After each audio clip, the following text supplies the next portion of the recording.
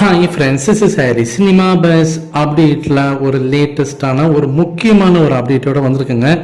அதாவது மொத்தமாக வன்மத்தை கக்கிட்டாங்க அப்படின்னு தான் சொல்லணும். ஸோ ரஜினி சாரோட படங்கள்னாலே அது எப்பவுமே ஒரு ஓர வஞ்சனை தான் பார்ப்பாங்க மீடியாக்கள்லாம். அதுலேயும் குறிப்பாக அந்த சினிமா பேட்டைன்னு சொல்லிட்டு ஒரு வெப்சைட் இருக்கு பாருங்க. எப்போதுமே ரஜினி சாரை தாழ்த்தி அவரோட படங்களை வந்து மட்டம் தட்டி எப்போ பார்த்தாலும் வன்மத்தை வாந்தி எடுக்கிறதாவே ஒரு வேலையாகவே வச்சுருப்பாங்க.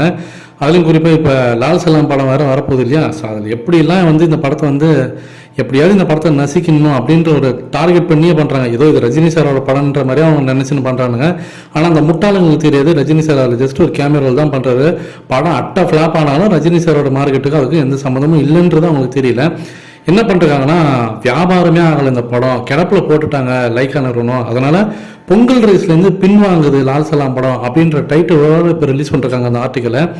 அதில் என்ன சொல்கிறாங்கன்னு சொல்லிட்டு உள்ளே போய் படித்து பார்த்தாக்கா, அந்த படத்தை வந்து யாருமே வாங்க மாட்டாங்களாம். First of all theatrical rights டிஸ்ட்ரிபியூட்டர்லாம் யாருமே வந்து விருப்பமே தெரிவிக்க மாட்டாங்களாம்.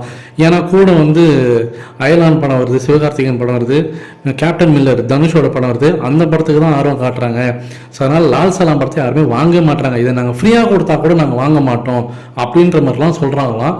ஸோ அதனால் லைக்கா நிறுவனம் வந்து மனசு வெறுத்து போய் நொந்து போய் இந்த ஐஸ்வர்யா ரஜினிகாந்தை நம்பி நம்ம இந்த மாதிரி ரேஸில் இறங்குனது பெரிய தப்பு தான் அப்படின்ற மாதிரி லைக்காவே வந்து பார்க்குறாங்க. வெறுத்து போய் இந்த படத்தை வந்து கிடப்பில் போட்டாங்களாம். போப்பா, இந்த படம் பொறுமையாக பிப்ரவரி மார்ச்லேயே வரட்டும்பா அப்படின்ற மாதிரி போட்டாங்களாம்.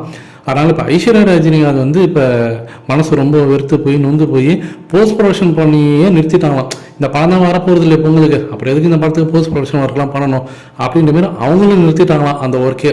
ஸோ அதனால் இப்போ இவங்க என்ன சொல்ல வராங்கனாக்கா, கன்க்ளூஷனாக படம் வந்து வியாபாரம் ஆகலை, அதனால் எல்லா ஒர்க்கையும் நிறுத்திட்டாங்க, படமும் வராது பொங்கலுக்கு, எல்லாம் அடுத்த வேலையை பாருங்கள் போங்க அப்படின்ற மாரி ரஜினி சாரோட ஃபேன்ஸை டீச் பண்ணுறாராமா அவர். ஆனால் லைக்கா நிறுவனம் கொஞ்சம் நாளைக்கு முன்னாடி தெளிவாகவே ஒரு ட்வீட்டே போட்டிருந்தாங்க, படம் என்ன காரணத்து கொண்டும் தள்ளி போகாது, கண்டிப்பாக நாங்கள் பொங்கலுக்கு வரோம் அப்படின்ற மாதிரி ஒரு தனியாகவே ஒரு ட்வீட்டு போட்டிருந்தாங்க. ஆனால் அதெல்லாம் தாண்டி இந்த மாரி வன்மத்தை கக்கணும்னு முடிவு பண்ணிட்டாக்கா நம்ம எதுவும் பண்ண முடியாது.